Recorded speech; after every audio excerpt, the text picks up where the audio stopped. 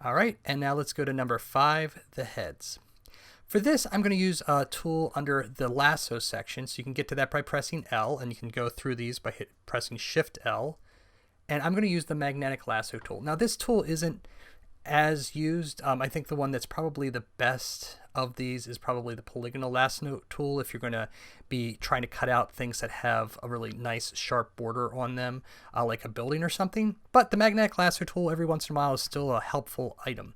So what we're going to do with the Magnetic Lasso tool is it kind of works similar to the magic wand. It looks for differences in color and sharpness and contrast, etc., and kind of goes for that. So let's go with the alien here.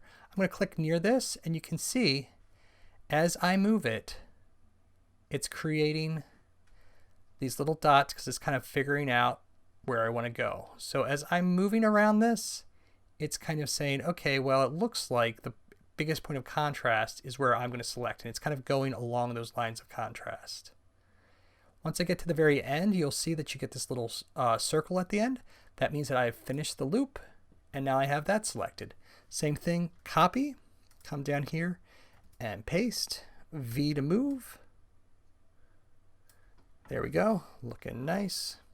Okay, let's come back up here, and we're going to close that because we don't need that anymore.